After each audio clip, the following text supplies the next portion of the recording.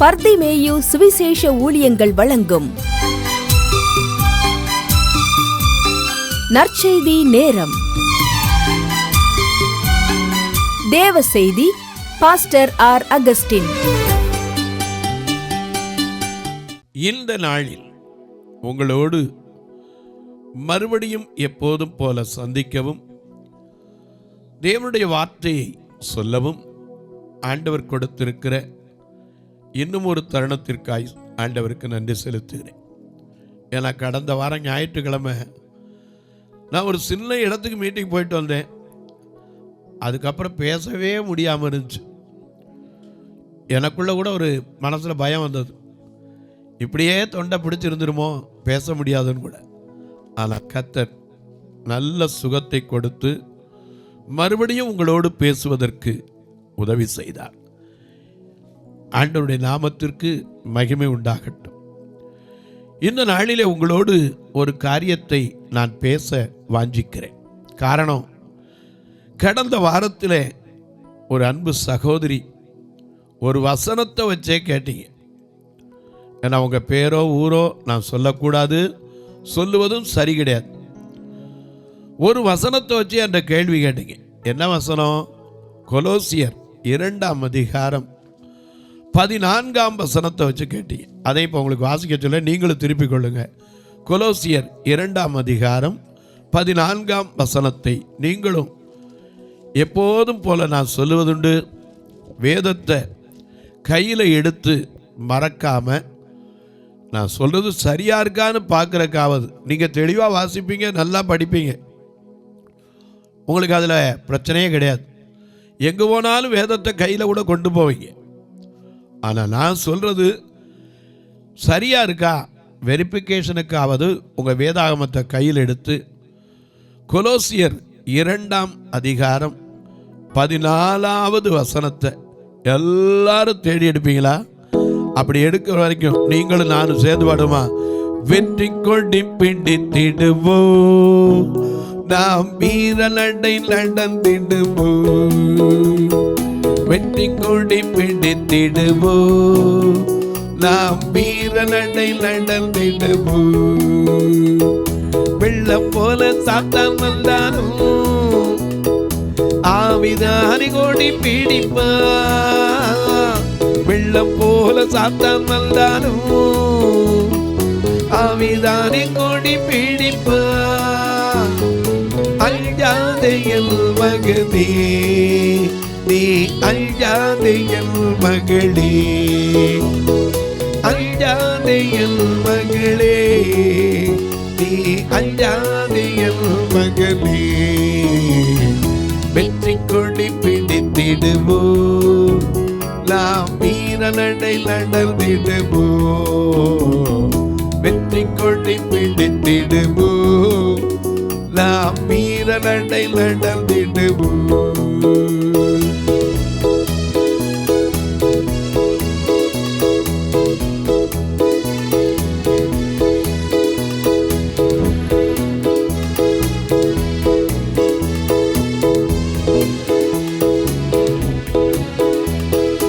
ஆயிரம் தான் துன்பம் வந்தாலும் அணுகாது அணுகாது.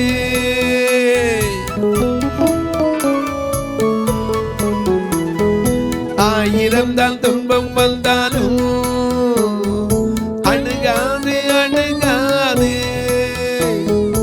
ஆவியின் பட்டயம் உண்டு, நாம் அலகையை வென்று விட்டோம்.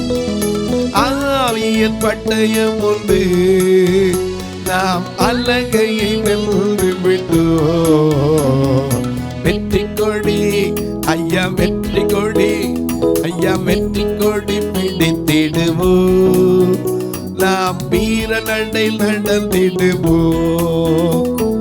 வெள்ளம் போல சாத்தான் வந்தாலும் ஆவியானே கொடி பிடிப்பா. வெள்ளம் போல சாத்தான் வந்தாலும் ஆவிதானே கொடி பிடிப்பா. அஞ்சாதே என் மகனே, நீ அஞ்சாதே என் மகளே. அஞ்சாதே என் மகனே, நீ அஞ்சாதே என் மகனே, வெற்றி கொடி பிடித்திடுவோம், நாம் வீரநடை நடந்திடுவோம்.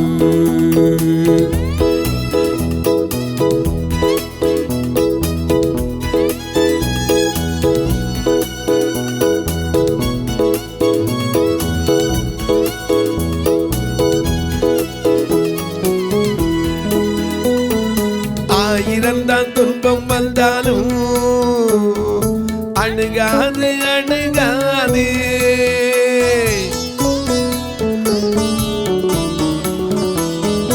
ஆயிரம்தான் துன்பம் வந்தாலும் அணுகாது அணுகாது, ஆவியின் பட்டயம் உண்டு, நாம் அலகையை வென்று விட்டோம்.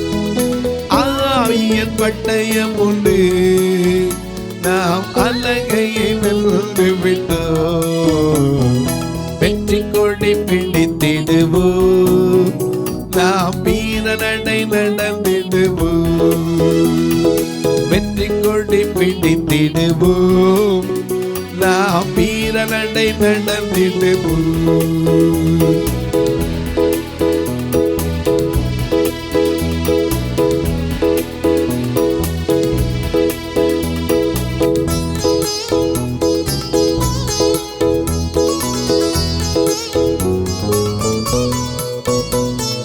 கோலியாத்தை முறியடிப்போம் இயேசுவின் நாமத்தினால்.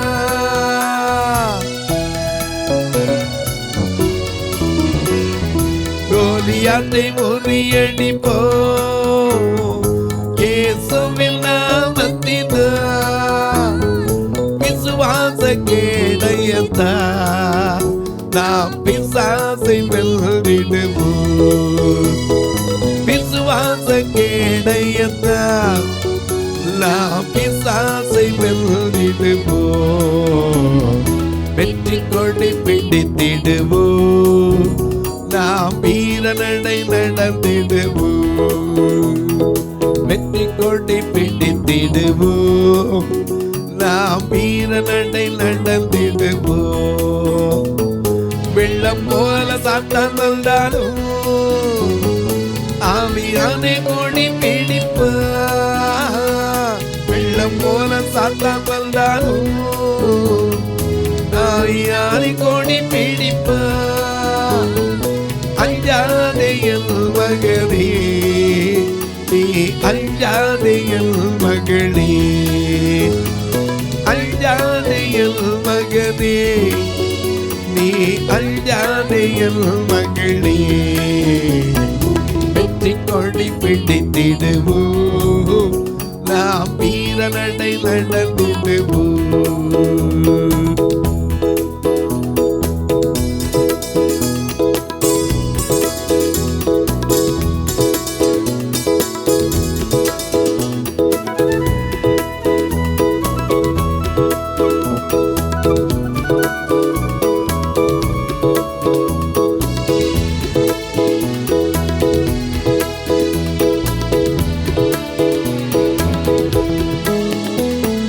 கடனாலும் மேடானாலும் கர்த்தருக்கு பின் நடப்போம்.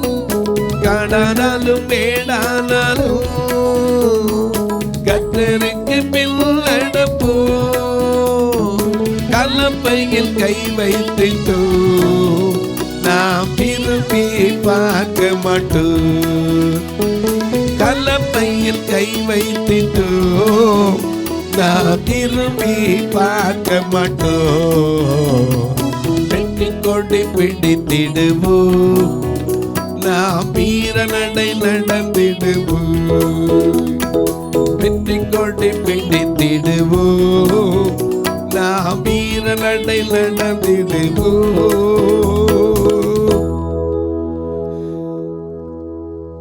எல்லாம் எடுத்திருப்பீங்க.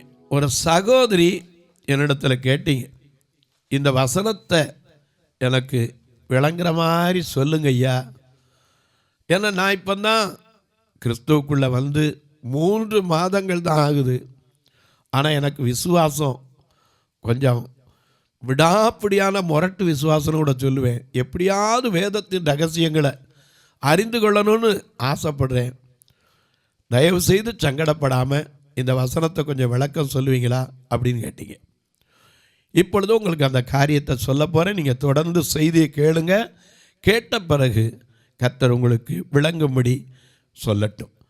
கொலோசியருக்கு எழுதின நிருபம் 2ஆம் அதிகாரம் 14ஆம் வசனத்தை வாசிக்க கேட்போம். நமக்கு எதிரடையாகவும், நல்ல கவனிங்க, நமக்கு எதிரடையாகவும் கட்டளைகளால் நமக்கு விரோதமாய் இருந்த கையெழுத்தை குலைத்து அதை அதில் நடுவில் இராதபடிக்கு எடுத்து சிலுவையின் மேல் ஆணி அடித்து துரைத்தனங்களையும் அதிகாரங்களையும் உரிந்து கொண்டு வெளியரங்க கோலமாக்கி அவைகளின் மேல் சிலுவையிலே வெற்றி சிறந்தார் என்று சொல்லப்பட்டிருக்கிறார். அப்ப நமக்கு எதிரடையான கட்டளைகள் என்ன? நமக்கு எதிரடையான இடப்பட்ட கையெழுத்து என்ன? அது மட்டுமல்ல, அந்த சிலுவையின் மேல் அவர் வெற்றி சிறந்தார் என்று சொல்லப்பட்டிருக்கிறதே. சிலுவை தியானத்துக்கு வரும்போது துக்கமுகமாக தானே எல்லாரும் வர்றாங்க. நானும் கூட புதுசாக போனதுனால வெள்ளிக்கிழமை குட் ஃப்ரைடே அன்னைக்கு போனால் என்னமோ மூஞ்சியை தொங்க போட்டு ஏதோ என்ன இழந்த மாதிரி வராங்களே. ஆனால் வேதம் சொல்லுது வெற்றி சிறந்தார்னு சொல்லப்பட்டிருக்கே. அவர் எப்படி உரிந்து கொண்டு வெற்றி அடைந்தார்? ஏன்னா வேதம் சொல்லுது துரைத்தனங்களையும் அதிகாரங்களையும் வெளியரங்க கோலமாக்கி அவர் சிலுவையிலே வெற்றி சிறந்தார் என்று சொல்லப்பட்டிருக்கிறதே. அவர் எப்படி அதை உரிந்து கொண்டு வெளியரங்க கோலமாக்கி வெற்றி சிறந்தார்? இதை குறித்து எனக்கு விளக்க வேண்டும் என்று சொன்னீர்கள். உண்மைதான். வேதத்தின் ரகசியங்களை பார்க்கும்படி கர்த்தர் கண்களை திறக்கணும். நாம் அதைத்தானே அநேக நேரம் பாடுறோம். என்ன பாடுறோம்? வேதத்தில் உள்ள அதிசயம் அனைத்தும் நன்கு புரியும்படி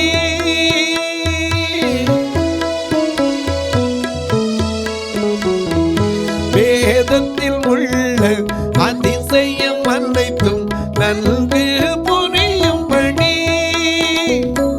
தேவனை அல்லது கண்களையே நிலமோ திறந்தருளும். தேவனை அல்லது கண்களையே நிலமோ திறந்தருளும். நிலமும் ஆண்டவரே உன் பாதம் சரணடைந்தே அடிமை நானையா, உமது அடிமை நானையா. ஆயிரம் ஆயிரம் துன்பங்கள் வந்தாலும்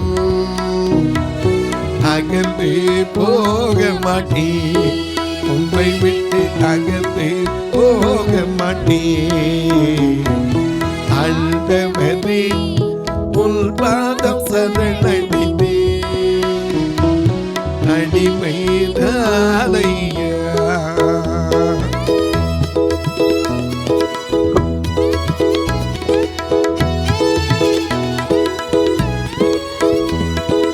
ஒவ்வொரு நாள் உன் குரல் கேட்டு அதன்படி நடக்கிறேன்.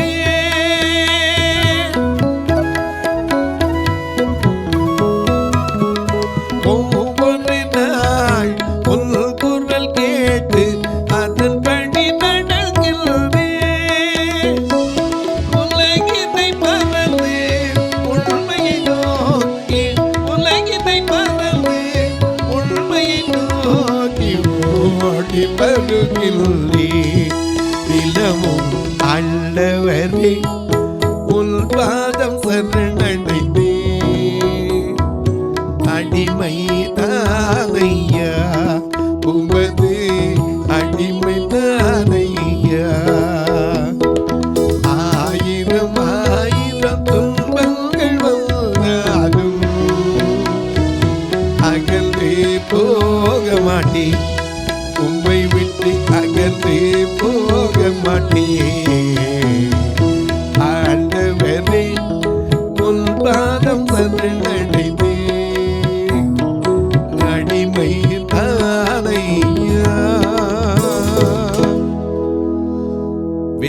வேதத்தின் ரகசியங்களை ஆராயணும், அறிஞ்சுக்கணுங்கிற ஆசைக்காகவே நன்றி செலுத்துகிறேன். வேத வசனத்தை ஆராயும் போது நமக்கு ஆறுதல் கிடைக்கிறது. அதனால தான் தாவீது சொல்றாரு, உம்முடைய வசனம் என் மனமகிழ்ச்சியா இராவிட்டால் நான் துக்கத்தில் என்ன செய்வேன், அழிந்திருப்பேன்னு சொல்றார். ஏன்னா இந்த வேத வசனம் சொல்லுது, மிக அழகான ஒரு வசனம், நமக்கு எதிரடையாகவும் கட்டளைகளாகவும். அந்த வசனத்தை திரும்ப பாருங்க, கொலோசியர் 2:14, நமக்கு எதிரடையாகவும் கட்டளைகளால் நமக்கு விரோதமாகவும் இருந்த கையெழுத்து ஒரு எழுத்து எழுதப்பட்டது, எப்படியாவது விசுவாசத்தை விட்டு நம்ம தள்ளணும்னு சொல்லி சத்துரு கட்டளையாவை கையெழுத்தாக இடப்பட்டிருந்த அந்த கையெழுத்தை குலைத்து அவைகள் நடுவில் இராதபடிக்கு எடுத்து சிலுவையின் மேலே ஆணி அடித்து துரைத்தனங்களையும் அதிகாரங்களையும் உரிந்து கொண்டு வெளியரங்க கோலமாக்கி அவைகளின் மேல் வெற்றி சிறந்தார். எப்படி அந்த சிலுவையில வெற்றி சிறந்தார்? சிலுவை அன்னைக்கு பார்க்கும்போது, நோக்கி பார்க்கும்போது அவர் வெற்றி சிறந்தார் என்பது நம்ம விளங்கிக் கொள்ளணும். எனக்கு அன்பானுடைய, ஆதியிலே தேவன் என்ன செய்தார்? வார்த்தையினால தான் எல்லாத்தையும் உண்டாக்கினார். ஆதியிலே தேவன் ஒரே ஒரு வார்த்தை தான் சொன்னார். ஆதியாகமம் 1:3 வாசிக்கிறோம், தேவன் வெளிச்சம் உண்டாக கடவுது என்று வெளிச்சம் உண்டாயிற்று. ஒரு வார்த்தைக்கு அவ்வளவு வல்லமை இருக்கு. இன்னைக்கு நீங்க பார்க்கிற சூரிய சந்திர நட்சத்திரங்கள் எல்லாம் ஒவ்வொரு வார்த்தையினாலே உண்டாக்கப்பட்டது. அதனால தான் சங்கீதக்காரன் 8ஆம் சங்கீதத்தில் சொல்றார், நீ ஸ்தாபித்த சந்திரனையும் நட்சத்திரங்களையும் சூரியனையும் நான் பார்க்கிற போது மனுஷனை நீர் நினைப்பதற்கும் மனுஷகுமாரனை விசாரிக்கிறதற்கும் அவன் எம்மாத்திரம். ஏன்னா அவர் ஸ்தாபித்ததை பார்க்கும்போது நமக்கு விளங்கவே விளங்காது. ஆனால் அவர் என்ன சிரமப்பட்டு பண்ணார்? இன்றைக்கி நம்ம ஒரு காரியத்தில் சொல்கிறோம், வீட்டுக்கு லைட்டு போடுறோன்னா சொல்கிறோம், அதுக்கு 4 நாள் ஆகுங்க. ஏன்? அதுக்கு வயர் இழுக்கணும், சுவிட்ச் போர்டு வைக்கணும், இபியில் கனெக்ஷன் வாங்கணும், அதுக்கப்புறம் அவர் ஒரு நாள் மீட்டரை மாட்டணும், அதுக்கு பிறகு லைன் கொடுக்கணும், மீட்டர் கொடுக்கும்போது ஏதாவது கொடுத்து அனுப்பணும். அதுக்கப்புறம் தான் நீங்கள் லைட்டு பல்பு வாங்கி போட்டால் லைட் எரியும், ஃபேன் வாங்கி போட்டால் சுற்றும். ஆனால் இயற்கையாகவே வார்த்தையிலே, ஒரே ஒரு வார்த்தையிலே வெளிச்சம் உண்டாக கடவுது என்றார். அடுத்த நிமிஷம் என்ன உண்டாயிருச்சு? வெளிச்சம் உண்டாயிற்று. தொடர்ந்து வெளிச்சம் நல்லது என்று தேவன் கண்டார். வெளிச்சத்தையும் இருளையும் வெவ்வேறாக பிரித்தார். ஏன்னா மனுஷனுக்கு இருள் நேரம் ஓய்வு எடுக்கணும். இரவு வரும்போது நாம கூட சொன்னோம்ல, இரவுல வரும்போது எல்லாம் என்ன செய்யணும்? பின்னை சோழாலில் இரவீதில் காத்தா விமலாகிரேசு நாதா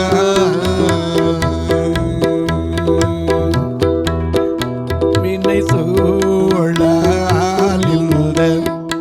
இரவீதில் காத்தா விமலாகிரேசு நாதா.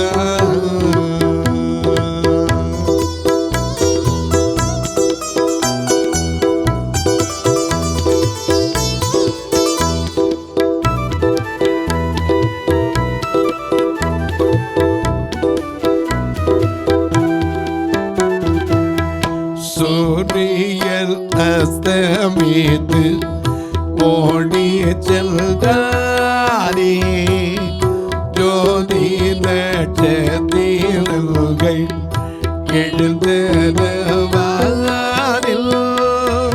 சேலும் நல்கு பட்சி எழுந்தவானில் செல்லை அடியேனோ பள்ளி கொள்வேலி வினை சூழாலில் இரவீனில் காத்தாய் விமலாகிரேசு நாதா.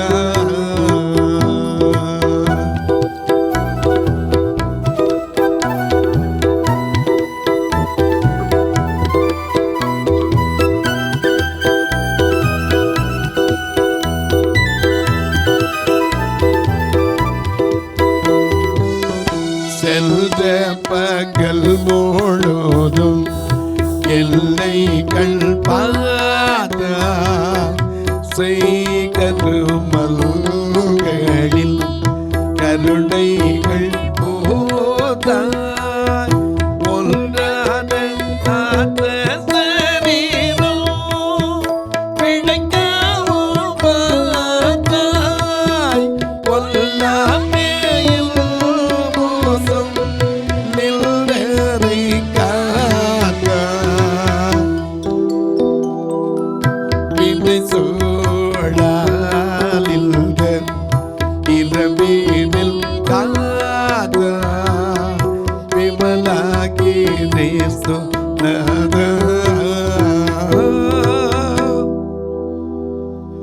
இரவு வந்தவுடனே பாடுறோம். இரவின் பயங்கரத்திற்கும் பகலில் பறக்கும் அம்புக்கும் இருளில் நடமாடுகிற கொள்ளை நோய்க்கும் மத்தியானத்தில் பாழாக்கும் சங்காரத்திற்கும் பயப்படாதிருப்பாய். ஏன்னா சூரியன் மறைஞ்சிருச்சுன்னா அந்த இருள், பகல் வேறு இரவு வேறு. இப்ப நம்ம சாதாரண சொல்லிடும், தேவன் ஒரே வார்த்தையிலே இருளுக்கும் வெளிச்சத்துக்கும் தேவன் வெவ்வேறாக பிரித்தார். தேவன் வெளிச்சத்துக்கு பகல் என்று பெயரிட்டார், இருளுக்கு இரவு என்று பெயரிட்டார். சாயங்காலமும் விடியற்காலமும் ஆகி நாள் ஆயிற்று. முதல் நாள்ல நமக்கு தேவை என்ன? அறிந்த அத்தனை கிரியேட் பண்ணார். எதனால? By the word of God. வார்த்தை. வார்த்தைக்கு வல்லமை இருக்குங்க. நம்ம பேசுகிற வார்த்தையை அதனால தான் நிதானமாக பேசணும்னு சாலமோன் எழுதி வச்சுருக்கான். நீதிமொழிகள் 18:21 வாசிக்கிறோம், மரணமும் ஜீவனும் நாவின் அதிகாரத்தில் தான் இருக்கிறது. சில நேரம் நம்ம பேசுகிற வார்த்தையை நிதானம் இல்லாமல் பேசிடுவோம். அப்படி பேசிட்டு அப்புறம் உட்காந்து யோசிப்போம், ஐயா இப்போ இப்படி பேசிடக்கூடாது. வார்த்தைக்கு வல்லமை உண்டு. ஆண்டவர் அந்த ஒரு வார்த்தை சொன்ன மாத்திரத்தில் பாருங்க, பகல் இரவு, சூரிய சந்திர நட்சத்திரம், பகலுக்கு ஒரு சுடர் இரவுக்கு ஒரு சுடர், எல்லாம் ஒரு நாளில் உண்டாகி சாயங்காலமாகி விடிய காலம் ஆகும்போது வந்து நம்ம இருந்திருந்தோம்னா பார்த்து, என்னப்பா நேற்று இப்படி இருந்துச்சு, ஒரே இருட்டாக தான் இருந்துச்சு, இன்றைக்கி என்ன விடியுது, இன்றைக்கி என்ன திருப்பி அடையுதுன்னு இருப்போம். வார்த்தையினாலே உண்டாக்கினார். இந்த வார்த்தையினாலே எல்லாவற்றையும் படைத்த தேவன் மனிதனை எதனால தான் படைச்சார்? அநேக நேரம் நமக்கு தெரியறதில்ல. மனிதனையும் வார்த்தையினால தான் உண்டாக்கினார். எப்படின்னு கேட்பீங்க. அவர் என்ன மண்ணினால தானே உருவாக்கினார்? உருவாக்குறது வேற, வார்த்தையினால் உண்டாக்குறது வேற. மண்ணினாலே எடுத்து அது உருவாக்குறது செயல், பிராக்டிக்கல். ஆனால் வார்த்தைங்கிறது சொல்லு. ஏன்னா அவர் என்ன சொல்கிறாரோ அதை அப்படியே செய்து முடிக்கிற தேவன். ஒரே வார்த்தையில் ஒரே நாளை பகல் இரவு 24 மணி நேரத்தில் நாம் அனுபவிக்கிற அத்தனை ஆசீர்வாதங்களையும் ஒரு வார்த்தையில் உண்டாக்கி விட்டார். தொலைக்காட்சியில் பார்க்கிற என் அன்பு மக்களே, இந்த நிகழ்ச்சியை நாள்தோறும் பார்க்குறீங்க, கேட்குறீங்க, பரவசம் அடைகிறீங்க. எனக்கு கண்பார்களே, இன்றைக்கு வார்த்தைக்கு வல்லமை உண்டு. அந்த வார்த்தையை வச்சு தான் சத்துருவும் முயற்சித்தான். அந்த வார்த்தையினால்தான் தேவனும் ஐயா அவர் நமக்கு ஆசீர்வாதத்தை வைத்தார். நாம் அறிந்து கொள்ள வேண்டியது என்ன தெரியுமா? நம்முடைய வார்த்தையில் ரொம்ப ரொம்ப ரொம்ப ஜாக்கிரதையாக இருக்கணும். அதனால தான் யாக்கோபு 3:8 வாசிக்கிறோம், நாவை அடக்க ஒரு மனுஷனாலும் கூடாதுன்னு எழுதப்பட்டிருக்கிறார். சில நேரம் நம்ம அறியாமல் சொல்லுவோம். யோபு சொல்கிற மாதிரி 3:25 என்ன சொல்கிறாரு? நான் பயந்த காரியம் எனக்கு நேரிட்டது, நான் அஞ்சினது எனக்கு நடந்ததுன்னா. மனசில் நினைக்கிற சில நேரம் நடக்கும். வார்த்தையில் ரொம்ப ஜாக்கிரதையாக இருக்கணும். தொலைக்காட்சியில் பார்க்கிற என் அன்பு மக்களே, இந்த நிகழ்ச்சியை பார்க்குற நீங்கள் ஒரு வார்த்தை இதுக்காக ஜெபம் பண்ணுங்க. ஒவ்வொரு நாளும் இதற்கான தேவைகள் சந்திக்கப்பட ஜெபம் பண்ணுங்க. ஏன்னா ஒவ்வொரு நாளும் சும்மா சாதாரண வந்துடுறதில்ல. ரெக்கார்டிங்கை சேர்த்து 5000 ஸ்பெண்ட் பண்ணால் தான் இந்த ப்ரோக்ராம் வரும்.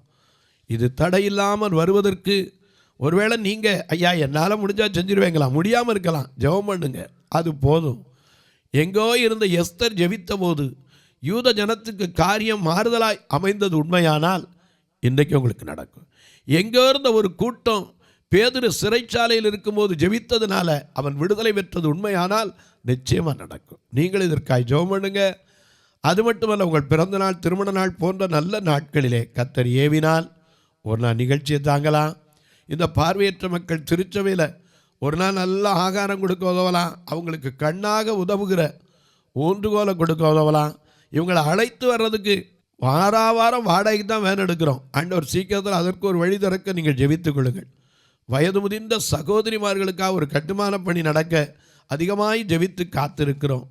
ஏன்னா வயதாயிட்டா 2 கண்ணும் தெரிஞ்சாலே வைக்க மாட்டேன்றாங்க. இந்த வயதான காலத்தில் பார்வையற்ற சகோதரிகளையும் வைக்க வேண்டும். அதற்கென்று இடத்தை உருவாக்கி வருகிறோம். நீங்களும் பெண்ணாக இருப்பதனால ஒருவேளை வயது முதிர்ந்தவர்களாக இருப்பேன்னா நீங்களும் இதற்காய் ஜெபியுங்கள். கர்த்தர் ஏவினால் நீங்களும் தாங்கலாம். எப்படி? இதில் 2 ஃபோன் நம்பர் வருது. அதில் ஜிபே உண்டு, ஃபோன்பே உண்டு. ஒருவேளை கணக்கு வைக்கிற வழி உண்டானா என்ற கேளுங்க, சொல்லுவேன். காலை 10லிருந்து 5 மணிக்குள்ள உங்கள் ஜெபக்காரியம் எதுவாக இருந்தாலும் தாராளமாக சொல்லலாம். ஒருவேளை எமர்ஜென்சி பிரதர், தாராளமாக கூப்பிடுங்க, அதுக்கு தடை கிடையாது. மற்றபடிக்கு எப்பவும் போல் 10லேருந்து 5க்குள்ளே நீங்கள் உங்கள் காரியங்களை சொல்லலாம். நான் வந்து பார்க்கலாமான்னாலும் தாராளமாக வந்து பார்க்கலாம். தபால் மூலம் தொடர்பு கொள்றவங்களுக்கு சொல்லுவேன். போஸ்ட் பேங்க் அக்கௌண்ட் இப்போ இந்திய போஸ்ட்டில் எல்லா இடத்துலையும் இருக்குது. 36 35 38 89 63 இந்த அக்கௌண்ட் நம்பரை சொல்லி கேளுங்க. கம்ப்யூட்டரைஸ்டான உலகத்தில் எந்த போஸ்ட் ஆஃபீஸ்லையும் இல்லைன்னு சொல்ல மாட்டாங்க. அப்படி சொன்னால் சொல்லுங்கள், நான் அவங்கள்ட்ட பேசுகிறேன். நீங்களும் இது வழியாக தொடர்பு கொள்ளலாம். இப்போவும் உங்களுக்கு ஜெபிக்கட்டுமா? நல்ல பிதாவே, நன்றியோடு துதிக்கிறோம் சுவாமி. இந்த மனமகிழ்ச்சியான நல்ல நாளிலே சிலுவையிலே எப்படி வெற்றி சிறந்தார்? அவர் வெற்றி சிறப்பதற்கு காரணம் என்ன? அவர் வெளியரங்க கோலமாக்கி அந்த கையெழுத்தை குலைத்து போட்டார் என்று எழுதப்பட்டிருக்கிறதே, எப்படி என்பதை நாங்கள் தியானிக்கிறோம். நீர் வார்த்தையை பிட்டுக்கொடும். இதை கேட்கிற ஒவ்வொருவருக்கும் ஆசீர்வாதமாக இருக்கட்டும், மன நிம்மதி அடையட்டும். வியாதி படுக்கையில் இருப்போருக்காய், பிறந்த நாள் திருமண நாளை நினைவு கூறுகிற மக்களுக்காய், தீராத பிரச்சனையினால பல மாதங்கள் படுக்கையில் இருப்போருக்காய் ஜெபிக்கிறேன். இன்றைக்கு கூட ஐசி வார்டில் வச்சுட்டு என்ன செய்தி வருமோ என்று காத்திருக்கிற ஒவ்வொரு குடும்பங்களுக்காய் ஜெபிக்கிறேன். ஒவ்வொருடைய கண்ணீர் மாறட்டும், கவலைகள் மாறட்டும், வேதனைகள் விலகட்டும், வியாதிகள் மறையட்டும். இயேசு கிறிஸ்துவின் ஈடு இணையற்ற வல்லமையுள்ள நாமத்தில் ஜெபிக்கிறேன் நல்ல பிதாவே, ஆமென், ஆமென். சபை ஆராதனை ஞாயிறு காலை 10 மணி முதல் 12 மணி வரை. இடம் பர்திமேயு சுவிசேஷ ஆலயம், அன்னை சத்யா நகர், இளமனூர் அஞ்சல், சக்கிமங்கலம் வழி, மதுரை மாவட்டம். பின்கோட் 625201 மற்றும் பர்திமேயு சுவிசேஷ ஜெப வீடு, flat number 107, Eden garden, Muthur, Tirunelveli. Pin code 627011. சிறப்பு உபவாச கூட்டம் ஒவ்வொரு மாதமும் 2வது சனிக்கிழமை காலை 10 மணி முதல் 1 மணி வரை நாகர்கோவில் YMCA ஹாலில் வைத்து நடைபெறுகிறது. மற்றும் ஒவ்வொரு மாதமும் 4வது சனிக்கிழமை காலை 10 மணி முதல் 1 மணி வரை திருநெல்வேலி புதிய பேருந்து நிலையம் அருகில் உள்ள கிரேஸ் ஹாலில் வைத்து நடைபெறுகிறது. எங்கள் எல்லா ஆராதனைகளிலும் கலந்து கொண்டு தேவனை மகிமைப்படுத்த அன்பாய் அழைக்கிறோம்.